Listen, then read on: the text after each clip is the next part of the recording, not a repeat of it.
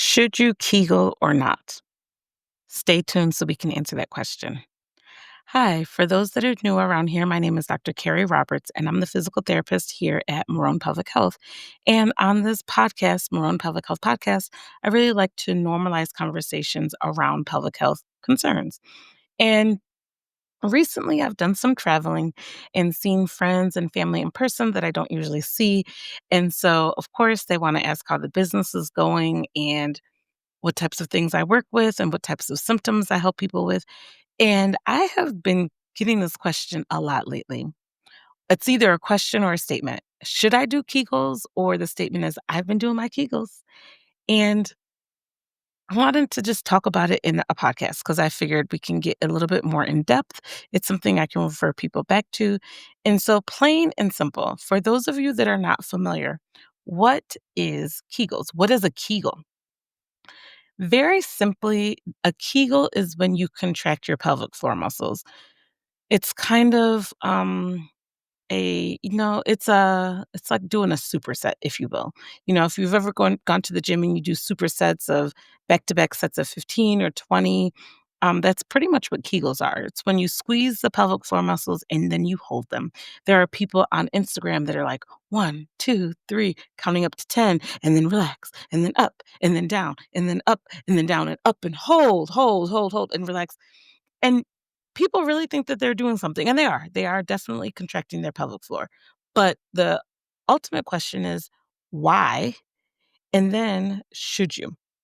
So, a Kegel is when you contract your pelvic floor muscles, and it's a way that people can strengthen their pelvic floor ideally.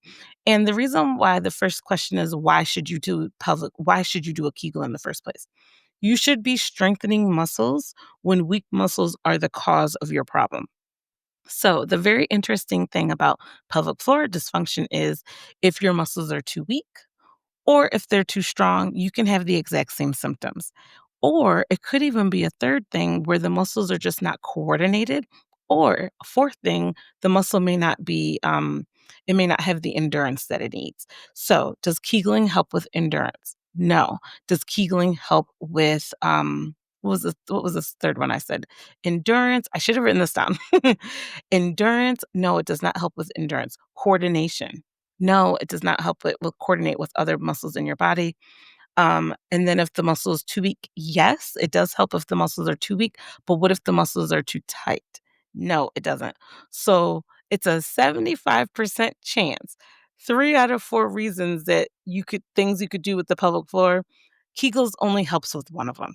And so basically, when you're Kegeling, what you're doing is you're trying to do the same exercise for everything. You're losing the personal impact of it all.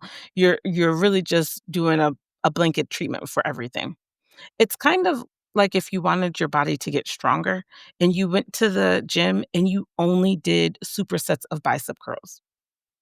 Does that make your shoulders stronger? No. Does that improve your running? No. Does it help you with your endurance? Absolutely not.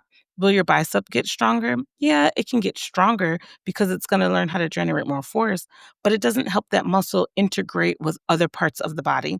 It doesn't necessarily help you carry a bag of groceries better. It doesn't help you pull a door open better. It doesn't help you hold your baby better. All it does is help isolate that muscle. And in real life, muscles do not work in isolation. You are a whole body, and in your body, you have multiple muscles that are working together. Sometimes they're working in stereo, sometimes they're on and off. When this muscle is on, this one is off, and vice versa. And so you get this really nice dynamic coordination of muscles that create fluid movement. So that's why you would do a Kegel. You would do a Kegel if your muscles need to be strengthened in that way. There's a bunch of reasons why you wouldn't. If the muscles are too tight, then you don't need to Kegel. We need to lengthen tight muscles, not make them tighter. If a muscle is weak, yes, you need to strengthen the muscles, but you need to strengthen it through the whole range of motion. What if the muscle is strong and it's got great flexibility, but it's not playing well with others, and so you're still having pelvic floor symptoms? Kegels doesn't help with that. What something else about pelvic about Kegels. There is this thing out there, I used to do it in college because I thought that's what you were supposed to do. You just hear it around to stop the stream of your pee, and then that's supposed to help strengthen your pelvic floor muscles, and that doesn't help with the coordination piece, because when you are emptying your bladder, voiding, micturition, whatever you wanna call it, peeing, when you are emptying your bladder muscle is contracting to empty the urine, and your pelvic floor muscles relax to open it up, and there are about a half a dozen reflexes or so that allow this peeing, this micturition to take place. So, like I said, the bladder squeezes and then the pelvic floor releases so that the urine can pass out.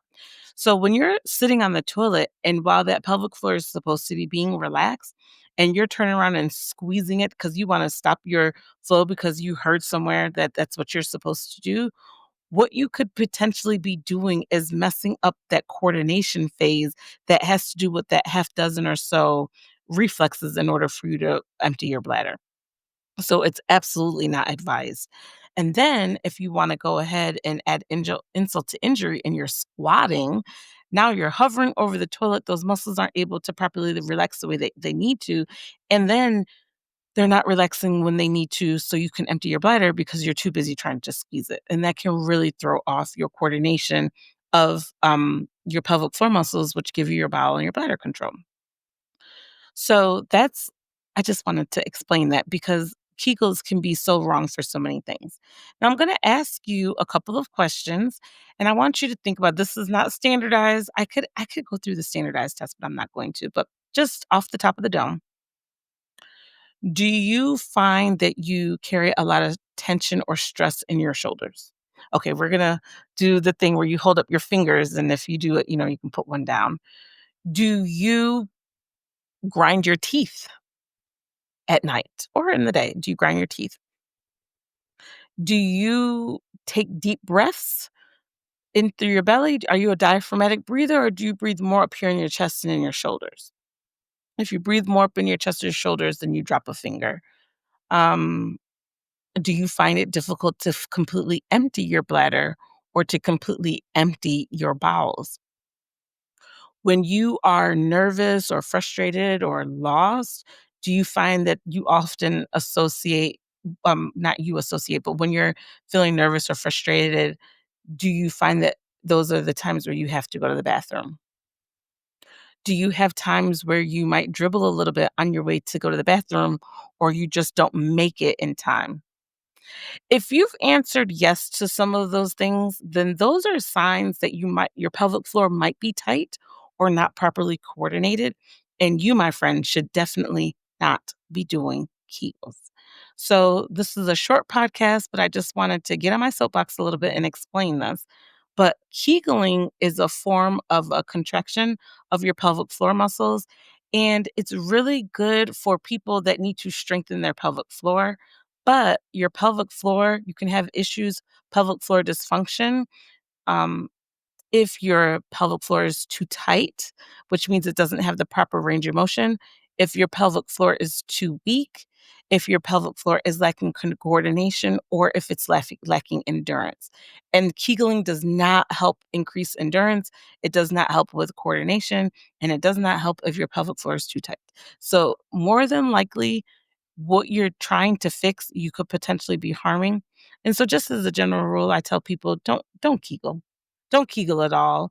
Try to figure out why you're feeling that way. And if you can't figure it out, go ahead and reach out to me or another pelvic health specialist that you trust, because we are here to help you. We're here to help you enjoy your um sexual function without any issues. We're here to help you maintain your bowel and bladder control. We're here to help you prep for pregnancy. We're here to help you overcome changes that you might experience with perimenopause or menopause, painful periods. We're here for all of those things. So please come back in a couple of weeks and I will be in your earbuds with another episode.